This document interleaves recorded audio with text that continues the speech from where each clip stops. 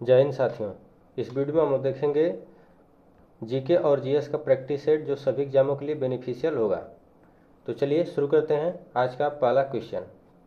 पहला क्वेश्चन है, सिंधु सभ्यता की खोज किस वर्ष की गई थी? ऑप्शन ए है 1920, ऑप्शन बी है 1921 और ऑप्शन सी है 1922 और ऑप्शन डी है 1925।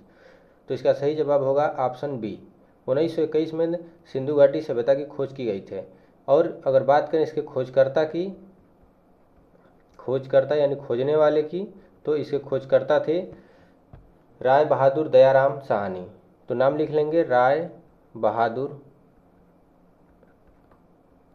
दयाराम साहनी इसके खोजकर्ता थे। बात करें 1922 में, तो 1922 में मोहनजोदड़ो की खोज हुई थी। मोहनजोदड़ो की खोज हुई थी, ठीक। और इसके खोजकर्ता मोहनजोदड़ो के खोजकर्ता की बात करें, अगर इसके खोजकर्ता की बात करें तो राखाल दास बनर्जी इसके खोजकर्ता थे। राखाल दास बनर्जी, राखाल दास बनर्जी इसके क्या करते थे? खोजकर्ता थे। और यह किस नदी के किनारे स्थित था मोहनजोदड़ो? तो यह सिंधु नदी के किनारे स्थित था, ठीक। चलिए अगला क्वेश्चन देख लेते हैं। क्वेश्चन नंबर दूसरा। क्वेश्चन नंबर दूसरा है, मोहनजोदड़ो किस नदी के किनारे स्थित था? ऑप्शन ए है रावी नदी, ऑप्शन बी है चेनाब नदी, ऑप्शन सी है घग्गर नदी और ऑप्शन डी है सिंधु नदी। तो इसका सही जवाब होगा ऑप्शन डी, सिंधु नदी। अभी हम लोग इसको पीछे भी देखे हैं कि किस नदी के किनारे स्थित है, तो सिंधु नदी के किनारे स्थित है मोहनजोदड़ो। वहीं बात करें, ऑप्शन में है रावी नदी, तो रावी नदी के किनारे कौन सा स्थल स्थित था? तो हड़प्पा। हड़प्पा रावी नदी के किनारे स्थित सिंधु घाटी सभ्यता का स्थल था। वहीं घग्गर की बात करें तो घग्गर नदी के किनारे कालीबंगा स्थित था। कालीबंगा स्थल क्या था? स्थित था। चलिए आगे देख लेते हैं अगला क्वेश्चन। सिंधु सभ्यता का सबसे बड़ा नगर कौन सा था? सिंधु घाटी सभ्यता का सबसे बड़ा नगर कौन था? ऑप्शन ए है मोहनजोदड़ो, ऑप्शन बी है कालीबंगा, ऑप्शन सी है लोथल और ऑप्शन डी है धवलावीरा। तो इसका ध्यान रखेंगे, इसका सही जवाब होगा मोहनजोदड़ो। मोहनजोदड़ो के किनारे स्थित था। मोहनजोदड़ो सिंधु सभ्यता का सबसे बड़ा नगर था, ठीक। और बात करें मोहनजोदड़ो तो यह किस नदी के किनारे स्थित था? तो यह सिंधु नदी के किनारे स्थित था। तो ये भी ध्यान रखेंगे।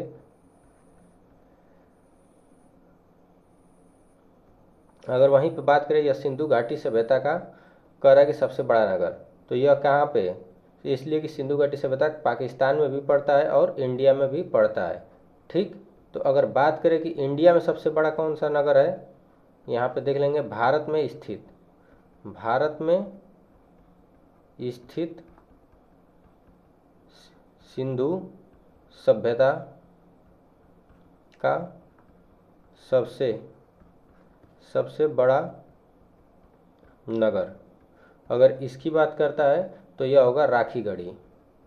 राखीगढ़ी यह भारत में स्थित सबसे बड़ा सिंधु घाटी सभ्यता का स्थल है। और यह किस नदी के किनारे है? तो यह घग्गर नदी के किनारे स्थित है। इस बात को भी ध्यान रखेंगे। और यह किस, राखीगढ़ी जो है यह किस राज्य में स्थित है वर्तमान में? तो यह हरियाणा में, हरियाणा राज्य में स्थित है। इस बात को भी ध्यान रखेंगे, ठीक। वहीं लोथल की बात करें, ऑप्शन सी में दिया है लोथल।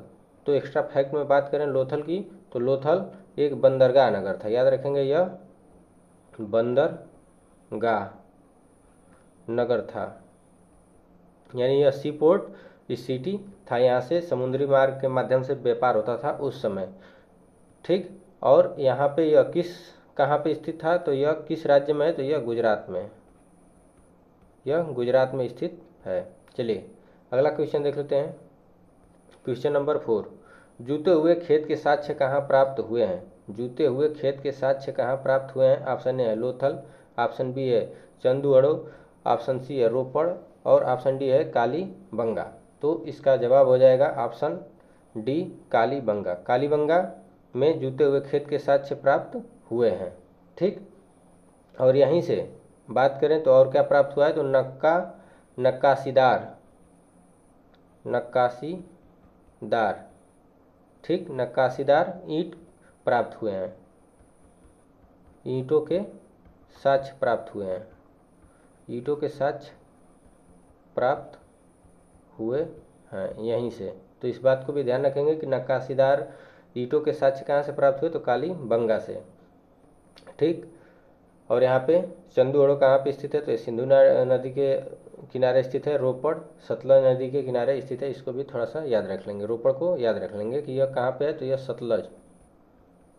सतलज नदी के किनारे स्थित सभ्यता, मतलब यह स्थल कह लीजिए, स्थित है सिंधु घाटी सभ्यता का। चलिए अगला क्वेश्चन देखते हैं, क्वेश्चन नंबर 5।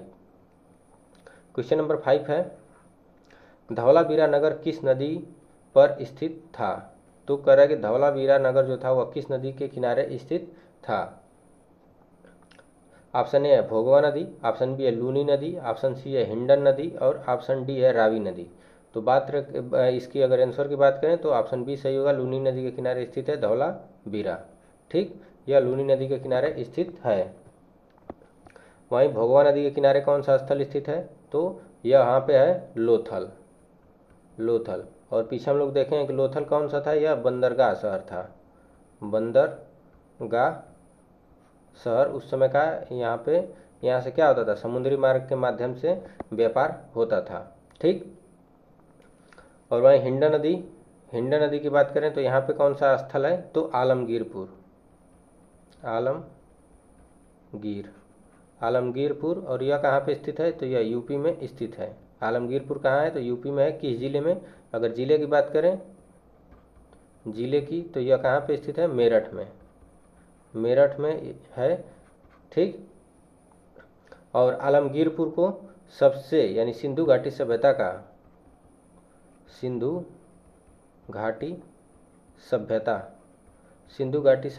सबसे पूर्वी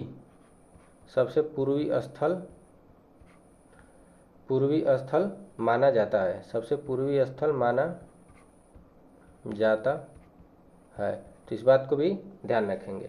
आप लोग कमेंट में बताएंगे कि सिंधु घाटी सभ्यता का ये तो सबसे पूर्वी हो गया, और सबसे दक्षिणी स्थल कौन था, सबसे दक्षिणी स्थल कौन सा था, तो ये आप लोग कमेंट में जरूर बताइएगा। चलिए आगे देखते हैं अगला क्वेश्चन, क्वेश्चन नंबर 6। मन के बनाने का साक्ष्य कहाँ से प्राप्त हुए। मन के बनाने के साक्ष्य कहाँ से प्राप्त हुए। ऑप्शन ए है रंगपुर, ऑप्शन बी है कालीबंगा, ऑप्शन सी है लोथल और ऑप्शन डी है सुतकोदता। तो इसका सही जवाब हो जाएगा लोथल। मन के बनाने के साक्ष्य कहाँ से प्राप्त हुए हैं, तो लोथल से प्राप्त हुए हैं। इस बात को ध्यान रखेंगे। और यहीं से एक और साक्ष्य मिला है अग्निकुंड का। अग्निकुंड का साक्ष्य, अग्निकुंड का साक्ष्य कहाँ से प्राप्त हुआ है, यही से। इस बात को भी ध्यान रखेंगे कि अग्निकुंड का साक्ष्य कहाँ से प्राप्त हुआ है, लोथल से। ठीक, और एक और क्वेश्चन पूछता है मन के बनाने का साक्ष्य। मन के बनाने के साक्ष्य कहाँ से प्राप्त हुए हैं, तो ये दो जगह से, एक तो लोथल और दूसरा आपका चन्हू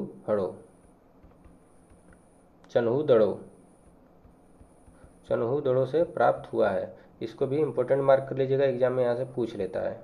ठीक, चलिए अगला क्वेश्चन देख लेते हैं, क्वेश्चन नंबर 7। सिंधु सभ्यता की मुख्य फसल थी। ऑप्शन ए है चावल, ऑप्शन बी है गेहूं और जौ, ऑप्शन सी है चावल और गेहूं और ऑप्शन डी है चावल और जौ। तो इसका सही जवाब हो जाएगा ऑप्शन बी, गेहूं और जौ यहाँ के मुख्य फसल थी। सिंधु घाटी सभ्यता की मुख्य फसल गेहूं और जौ थी। अगर इसमें भी अगर ऑप्शन में गेहूं और जौ ना दे और गेहूं और जौ दे दे, तो उसमें सबसे पहले आप लोग जौ मारिएगा। ठीक, तो इसको जरूर मार्क कर लीजिएगा कि मुख्य फसल कौन सी थी, गेहूं और जौ। चलिए अगला क्वेश्चन देख लेते हैं, क्वेश्चन नंबर 8। चावल के प्रथम साक्ष्य कहाँ प्राप्त हुए हैं। चावल के प्रथम साक्ष्य कहाँ प्राप्त हुए हैं। ऑप्शन ए है लोथल, ऑप्शन बी है रंगपुर, ऑप्शन सी है रोपड़ और ऑप्शन डी है आलमगीरपुर। तो इसका सही जवाब हो जाएगा ऑप्शन ए लोथल। लोथल से चावल के प्रथम साक्ष्य प्राप्त हुए हैं। देखिए यहाँ पे कन्फ्यूजन वाला क्वेश्चन भी बन जाता है जब दो ऑप्शन दे देता है। रंगपुर से भी प्राप्त हुए हैं, रंगपुर से भी क्या हुए हैं, लेकिन सबसे पहले कहाँ से प्राप्त हुए हैं, लोथल से प्राप्त हुए हैं। तो यहाँ पे ना हो तो लिख लीजिए कि रंगपुर से भी चावल के साक्ष्य मिले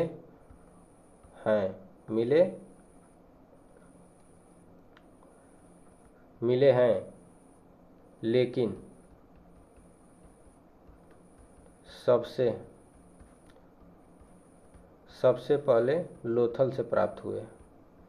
पहले लोथल से प्राप्त हुए, यहाँ पे ध्यान रखेंगे कि सबसे पहले लोथल से चावल के साक्ष्य प्राप्त किए गए थे।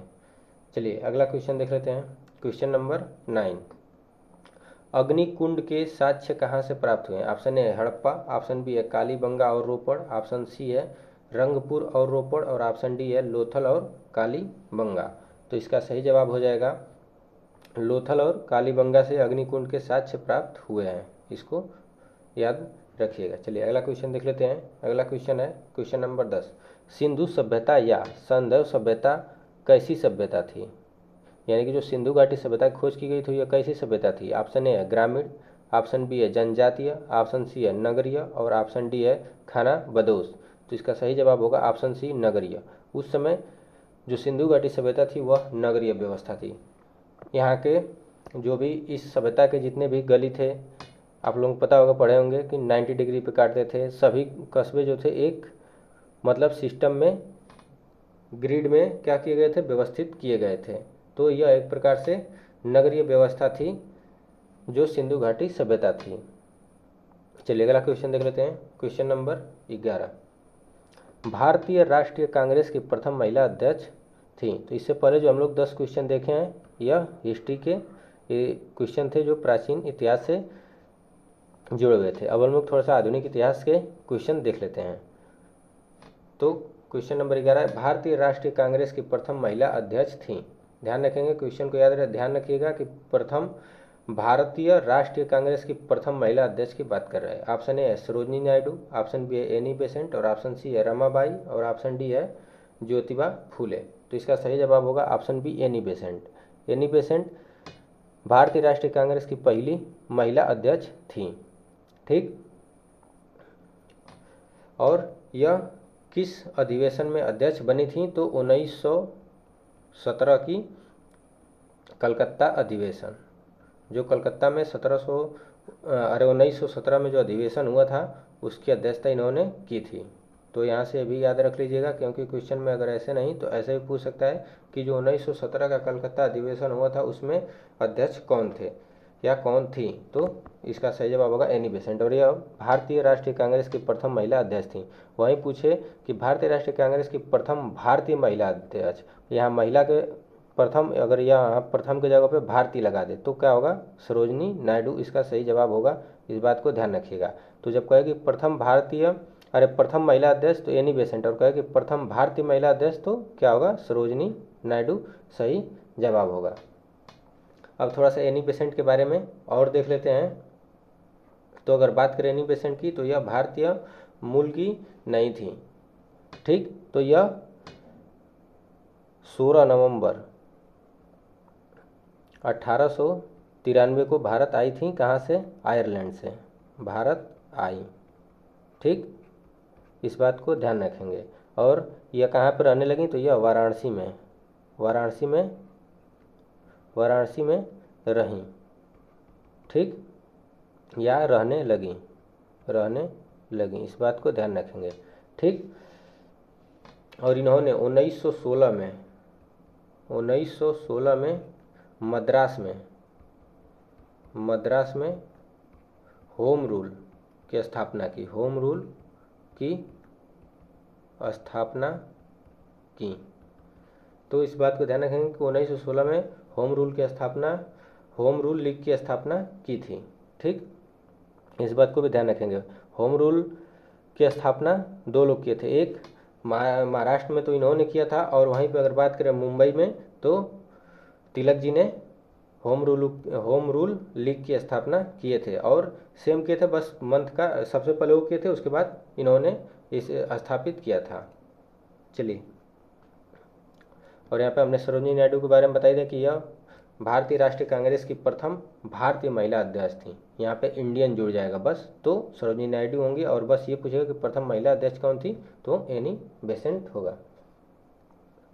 तो चलिए अगला क्वेश्चन देखते हैं, क्वेश्चन नंबर 12। सत्यशोधक समाज के संस्थापक कौन है? सत्यशोधक समाज के संस्थापक कौन है? Option A Jyotiba Phule, option B है राजा राम मोहन राय, ऑप्शन सी स्वामी विवेकानंद, और ऑप्शन डी है रविंद्रनाथ टैगोर। तो सत्यशोधक समाज की बात करें तो इसके संस्थापक हैं ज्योतिबा फुले। ज्योतिबा फुले ने सत्यशोधक समाज की स्थापना की थी। ठीक, और यह सत्यशोधक समाज की स्थापना कब होती है, तो याद रखेंगे स्थापना इन्होंने की थी कब, तो 1873 में। ठीक, ईयर भी याद रख लीजिए, ऐसे मैक्सिमम टाइम में देखा गया कि ईयर तो नहीं पूछा है, बस ये पूछा कि संस्थापक कौन थे। ठीक, चलिए ये इंपॉर्टेंट क्वेश्चन है, और यहाँ से जो भी एक्स्ट्रा ऑप्शन के फैक्ट बताएंगे वो भी बहुत इंपॉर्टेंट है, सारे ऑप्शन इंपॉर्टेंट है। राजा राम मोहन राय की बात करें तो 1828 में 1828 ईस्वी में इन्होंने क्या किया था, ब्रह्म समाज की स्थापना की थी। ब्रह्म समाज की स्थापना की थी, ब्रह्म समाज की स्थापना।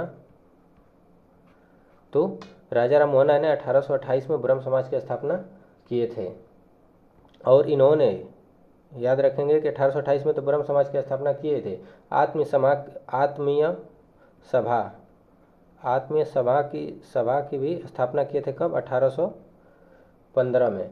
फिर वेदांत कॉलेज की स्थापना किए थे, वेदांत कॉलेज, इसकी स्थापना, अगर वेदांत कॉलेज की स्थापना की बात करें तो 1825 में इन्होंने वेदांत कॉलेज की स्थापना की थी।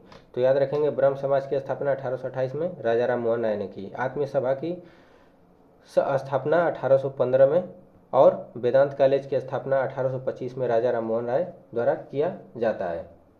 वहीं पे बात करें राजा राम मोहन राय के जन्म की, तो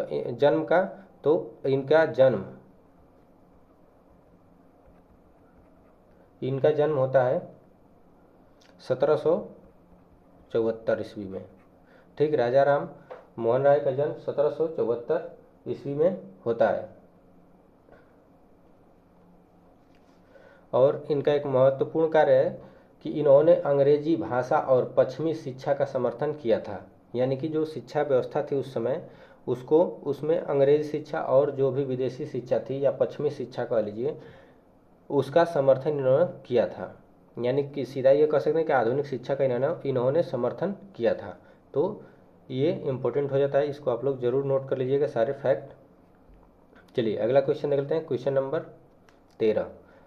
अंडमान निकोबार द्वीप समूह की सबसे ऊंची चोटी कौन सी है? Option A Mount Harriet, option B है माउंट बेटन, ऑप्शन सी है माउंट थूलियर, और ऑप्शन डी है सैंडल पीक। तो इसका सही जवाब होगा ऑप्शन डी सैंडल पीक।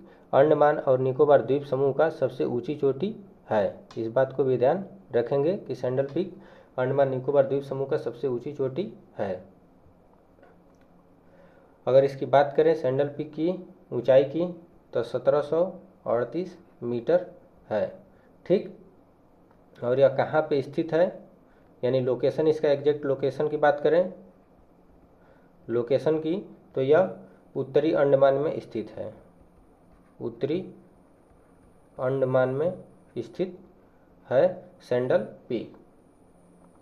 यहाँ पे ऑप्शन सी में आया है माउंट थूलियर की बात करें तो इसकी ऊंचाई 642 मीटर है। ठीक, और यह कहाँ पे स्थित है, इसका लोकेशन, तो यह ग्रेट निकोबार में स्थित है, ग्रेट निकोबार में स्थित है। और यह अंडमान और निकोबार का सेकेंड हाईएस्ट, यानी कि सेकेंड हाईएस्ट चोटी है, यानी कि दूसरी सबसे ऊंची चोटी है माउंट थूलियर। इस बात को भी ध्यान रखिएगा, तो यहाँ से भी इम्पोर्टेंट हो जाता है, तो दोनों फैक्ट को याद रख लीजिएगा। चलिए अगला क्वेश्चन देख लेते हैं। क्वेश्चन नंबर 14, हुसैन सागर झील कहाँ स्थित है? हुसैन सागर झील कहाँ स्थित है? Option A Andhra Pradesh, option B है तेलंगाना, ऑप्शन सी है तमिलनाडु और ऑप्शन डी है उत्तराखंड। तो इसका सही जवाब होगा ऑप्शन बी तेलंगाना। तेलंगाना में हुसैन सागर झील स्थित है, इस बात को ध्यान रखेंगे। अगर वहीं आंध्र प्रदेश की बात करें तो आंध्र प्रदेश में कोलेरू झील, कोलेरू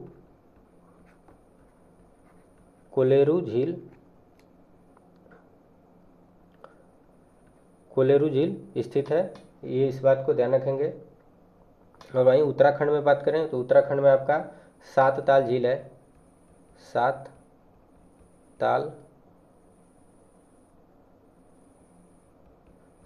ताल झील है, ठीक। फिर नैनीताल झील है, नैनीताल झील। और खुरपा ताल झील कहाँ भी है? ये भी उत्तराखंड में ही है, खुरपा ताल झील। तो ये इम्पोर्टेंट झील थे जो एग्जाम में पूछते हैं, तो उत्तराखंड के ये झील थे। वहीं पे बात करें राजस्थान की, तो राजस्थान में एक याद रख लीजिएगा,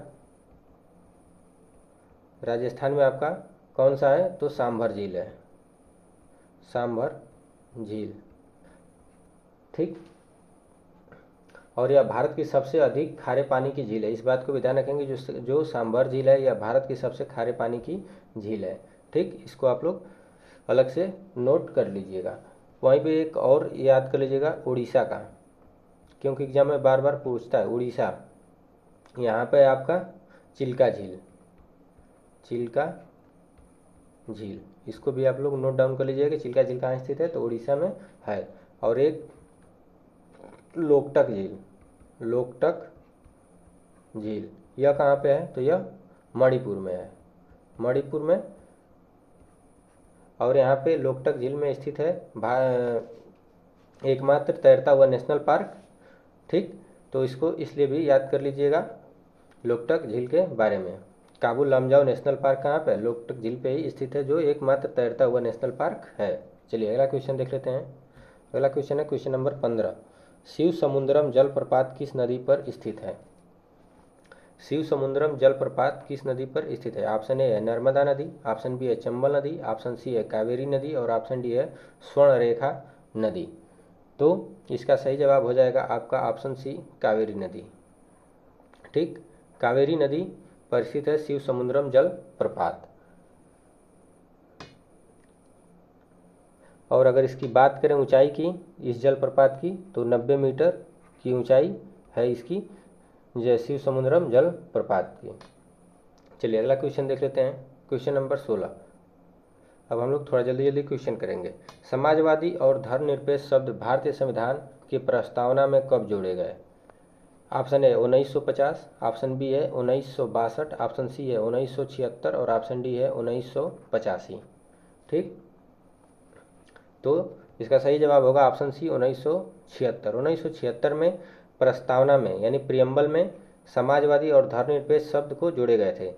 और यह किसके तहत? तो यह 42वें संविधान संशोधन, 42वें संविधान संशोधन 1976 के तहत जोड़ा गया था। और इसके तहत प्रस्तावना में क्या किया गया था? 3 शब्द जोड़े गए थे, 3 शब्द जोड़े गए थे। आगे प्लस का लगा देते हैं। 3 शब्द कौन से थे? पहला शब्द की बात करें तो समाजवाद था, समाजवाद। दूसरा आपका धर्मनिरपेक्ष कहिए, पंथ निरपेक्ष कह लीजिए, पंथ निरपेक्ष ज़्यादा क्योंकि इसका उल्लेख है उसमें, पंथ निरपेक्ष। और तीसरा शब्द था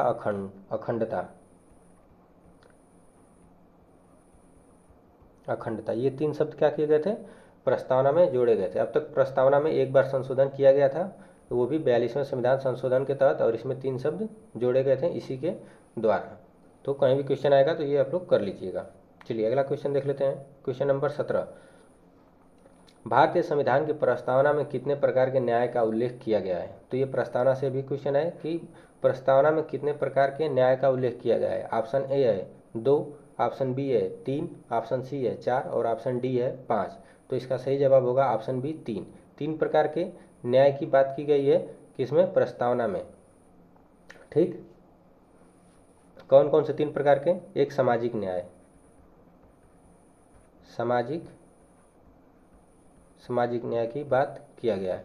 आपका फिर दूसरा हो जाएगा आर्थिक न्याय,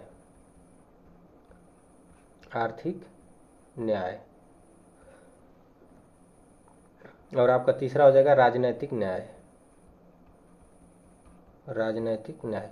यह 3 प्रकार के न्याय का उल्लेख प्रस्तावना में किया गया है। ठीक, अगर वहीं पे बात करें स्वतंत्रता की तो 5 प्रकार के स्वतंत्रता की बात की गई है।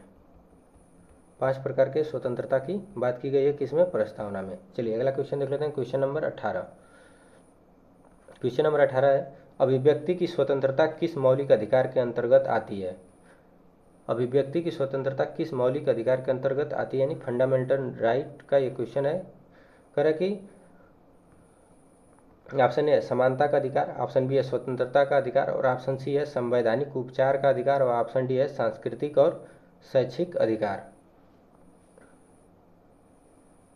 तो इसका सही जवाब हो जाएगा स्वतंत्रता का अधिकार। अभिव्यक्ति की स्वतंत्रता के अधिकार की बात करता है, इस बात को ध्यान रखेंगे। समानता का अधिकार किसमें है?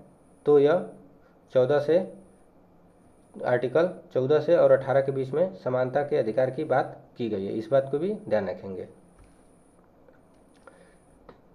चलिए अगला क्वेश्चन देख लेते हैं, क्वेश्चन नंबर 19।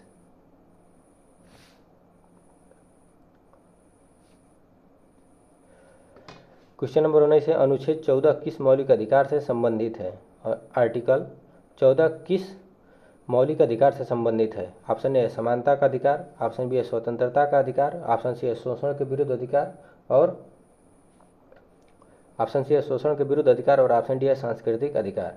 तो इसका सही जवाब हो जाएगा ऑप्शन ए समानता का अधिकार, समानता का अधिकार। और समानता का अधिकार का पूरी बात की गई है तो 14 से 28 में, अरे 14 से 18 सॉरी 28 हमने बोल दिया, 14 से 18 के बीच में समानता की बात की गई है। जैसे 17 में अस्पृश्यता का अंत है, अस्पृश्यता यानी कि छुआछूत, यहाँ पे आप लिख करके छुआछूत कर लीजिए, छुआछूत का अंत है। और 18 में उपाधियों का अंत है, 18 में उपाधियों का अंत। अगर बात करें उपाधियों के अंत में तो आप उपाधि प्राप्त कर सकते हैं, लेकिन यहाँ पे 2 अपवाद हैं। अपवाद, शिक्षा और सेना को छोड़कर, शिक्षा और सेना, सेना को छोड़कर, यानी कि शिक्षा में और सेना में क्या किया जा सकता है? उपाधि दी जा सकती है या कोई टाइटल दिया जा सकता है। ठीक, इस बात को अपवाद में याद रख लीजिएगा। वहीं 15 में क्या कहा जाता है कि जन्म स्थान, जाति, रंग, भेद के आधार पर आपसे भेदभाव नहीं किया जाएगा। और 16 में आपको अवसर की समानता की बात की जाती है। तो ये 14 से 18 के बीच में समानता की बात की जाती है। ठीक, चलिए अगला क्वेश्चन देख लेते हैं, क्वेश्चन नंबर 20। विजयनगर साम्राज्य की स्थापना किसने की थी? विजयनगर साम्राज्य की स्थापना किसने की थी? ऑप्शन ए है कृष्णदेवराय, ऑप्शन बी है हरिहर और बुक्का, ऑप्शन सी है अशोक और ऑप्शन डी है समुद्रगुप्त। तो इसका सही जवाब होगा ऑप्शन बी, हरिहर और बुक्का ने विजयनगर साम्राज्य की स्थापना की थी। चलिए अगला क्वेश्चन देख लेते हैं, गिर वन राष्ट्रीय उद्यान किस राज्य में स्थित है? गिर वन राष्ट्रीय उद्यान यानी कि नेशनल पार्क, जो गिर नेशनल पार्क है वह किस राज्य में स्थित है? ऑप्शन ए है महाराष्ट्र, ऑप्शन बी है राजस्थान, ऑप्शन सी है मध्य प्रदेश और ऑप्शन डी है गुजरात। तो इसका सही जवाब होगा ऑप्शन डी, गुजरात। गुजरात में स्थित है गिर वन नेशनल पार्क स्थित है। ठीक,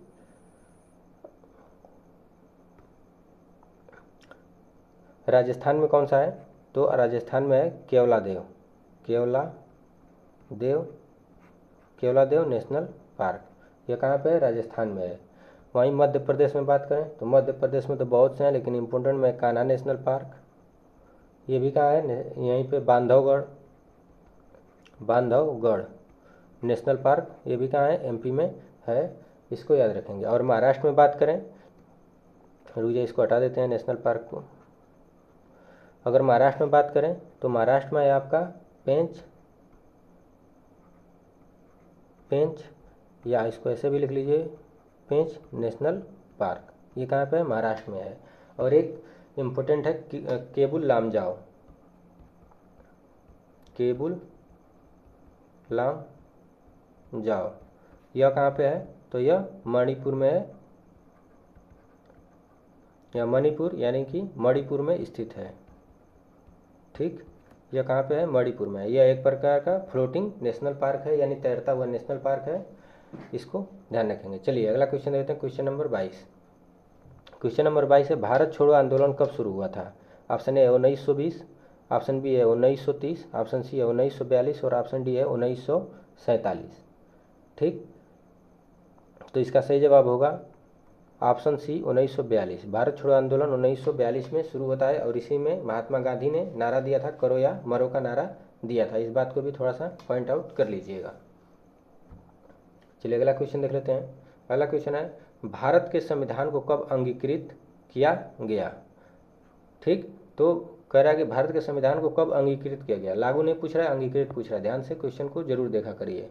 पहला ऑप्शन है 26 नवंबर 1949, दूसरा है 2 अक्टूबर 1950 और ऑप्शन सी है 15 अगस्त 1947 और ऑप्शन डी है 26 जनवरी 1950। तो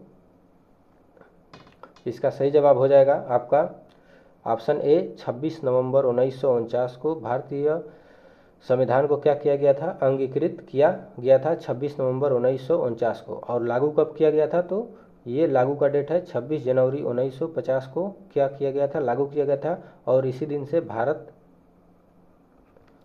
एक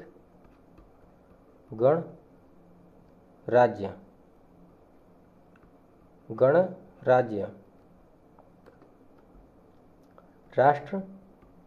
राष्ट्र बना, यानी कि रिपब्लिक स्टेट बना भारत, जब से हम लोगों का संविधान लागू हुआ।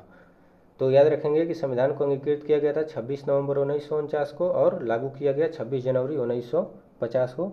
इसको जरूर आप लोग ध्यान रखिएगा। 15 अगस्त 1947 को सबको पता है कि इस दिन देश हम लोगों का क्या हुआ था? आज़ाद हुआ था। चलिए अगला क्वेश्चन देख लेते हैं। भारत में जीएसटी किस वर्ष लागू किया गया? भारत में जीएसटी किस वर्ष लागू किया गया? ऑप्शन ए है 2015, ऑप्शन बी है 2016, ऑप्शन सी है 2017 और ऑप्शन डी है 2018। तो इसका सही जवाब होगा ऑप्शन ए 2015।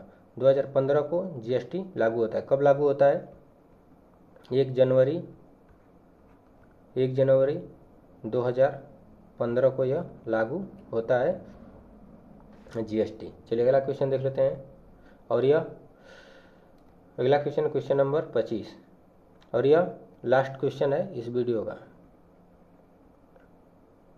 लास्ट क्वेश्चन है, ध्यान रखेंगे। चलिए ऑप्शन, ग्राम पंचायत का गठन किस अनुच्छेद में है? आर्टिकल से क्वेश्चन है कि ग्राम पंचायत का गठन किस अनुच्छेद में है। ऑप्शन ए है अनुच्छेद 32, ऑप्शन बी है अनुच्छेद 40, ऑप्शन सी है अनुच्छेद 44 और ऑप्शन डी है अनुच्छेद 50। तो इसका सही जवाब होगा ऑप्शन बी अनुच्छेद 40। अनुच्छेद 40 में ग्राम पंचायत के गठन का बात किया जाता है। और ये सारे आर्टिकल, सारे नहीं, यहाँ से ये सब डीपीएसपी के भाग हैं। डीपीएसपी के भाग हैं। ठीक, इस बात को ध्यान रखेंगे। अब चलिए थोड़ा सा और जो भी आर्टिकल दिए गए इसके बारे में देख लेते हैं। आर्टिकल 32 की बात करें तो ये है संवैधानिक उपचारों का अधिकार। यहाँ से संवैधानिक उपचारों का अधिकार। ठीक, यह संवैधानिक, और बात याद रखेंगे इसके तहत ही, आर्टिकल 32 के तहत ही सुप्रीम कोर्ट क्या करता है? रीट जारी करता है। रीट जारी करता है। तो जब फंडामेंटल का हनन होता है तो उस समय आर्टिकल 32 के तहत ही क्या करता है? सुप्रीम कोर्ट रीट जारी करता है फंडामेंटल के सुरक्षा के लिए। वहीं पे अगर सुप्रीम कोर्ट की बात करें तो हाई हाई कोर्ट भी रिट जारी करता है, लेकिन किसके तहत? आर्टिकल 226 के तहत रिट जारी करता है। इस बात को ध्यान रखेंगे। ठीक। आर्टिकल 44 बात करता है आपका समान सिविल संहिता, समान सिविल, ये सिविल संहिता। ठीक। और आर्टिकल 50 की बात करें, अनुच्छेद 50 की, तो कार्यपालिका एवं न्यायपालिका का पृथक्करण करता है। कार्यपालिका एवं न्यायपालिका